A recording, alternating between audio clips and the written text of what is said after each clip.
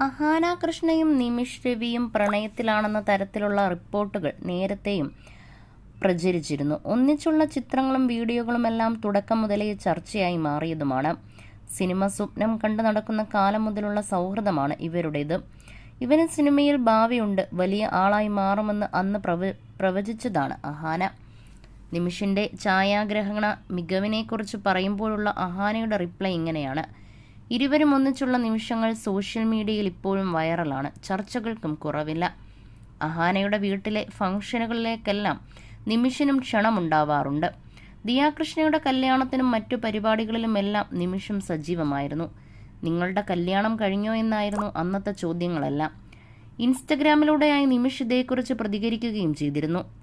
ഇപ്പോഴിതാ ദിയയുടെ ബേബി ഷവറിലെ കാര്യങ്ങളെക്കുറിച്ചാണ് ചർച്ചകൾ. അപ്പൂപ്പനും അമ്മൂമ്മയ്ക്കുമൊപ്പമായി ഇരുവരും ഒന്നിച്ച് ഫോട്ടോ എടുത്തിരുന്നു. മാച്ചിങ് ഡ്രസ്സിലായിരുന്നു ഇരുവരും. ഇങ്ങനെ കാണുമ്പോൾ അടുത്തിടെ കല്യാണം കഴിഞ്ഞവരെ പോലെ തോന്നുന്നു എന്നായിരുന്നു കമന്റുകളെല്ലാം. അഹാനയാവട്ടെ നിമിഷിനൊപ്പമുള്ള നിമിഷങ്ങളെല്ലാം ആഘോഷമാക്കാറുണ്ട്. അപൂർവമായി മാത്രമേ ചിത്രങ്ങൾ പങ്കിടാറുള്ളൂ.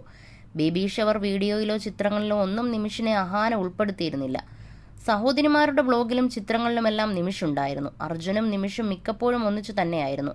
പരിപാടിക്ക് ശേഷമായി ഇവരെല്ലാം ഒന്നിച്ചു പുറത്തു പോയതിന്റെ ചിത്രങ്ങളും വൈറലായിരുന്നു. എന്നാണ് വിവാഹം എന്ന ചോദ്യങ്ങൾ കുറെ കാലം മുതലേ അഹാന നേരിടുണ്ടായിരുന്നു. വിവാഹം തികച്ചും അവരുടെ ചോയ്സാണെന്ന നിലപാടാണ് മാതാപിതാക്കളുടേത്. മക്കളുടെ വിവാഹത്തെക്കുറിച്ച് അധികം സംസാരിക്കാത്തവരുമാണ്. മൂത്ത ആളുടെ വിവാഹം കഴിയാതെ രണ്ടാമത്തെ ആൾ കല്യാണം കഴിച്ചതൊന്നും അവർക്കൊരു വിഷയമേ അല്ല. അതൊക്കെ അവരവരുടെ സ്വാതന്ത്ര്യം. അവരുടെ ജീവിതം അവർ ആഗ്രഹിക്കുന്നത് പോലെ നടക്കട്ടെ എന്ന നിലപാടുമാണ്. അഹാനയും കല്യാണത്തെക്കുറിച്ചുള്ള ചോദ്യങ്ങൾക്ക് വ്യക്തമായ മറുപടികളൊന്നും കൊടുക്കാറുമില്ല. യാത്രകളും സിനിമയും ബ്ലോഗും പരസ്യങ്ങളുമൊക്കെയായി സജീവമാണ് അഹാന. ഇപ്പോഴത്തെ ജീവിതത്തിൽ സന്തോഷമുണ്ട്, ചെയ്യുന്ന കാര്യങ്ങളെല്ലാം ആസ്വദിക്കുന്നും ഉണ്ടെന്നാണ് അഹാന പറഞ്ഞിരുന്നത്. ഇത്ര വയസ്സിൽ വിവാഹം എന്നുള്ള പ്ലാനൊന്നുമില്ല. അതൊക്കെ നടക്കേണ്ട സമയത്ത് നടന്നോളും. ആ സമയം അറിയിക്കാമെന്നും താരപുത്രി പറഞ്ഞു.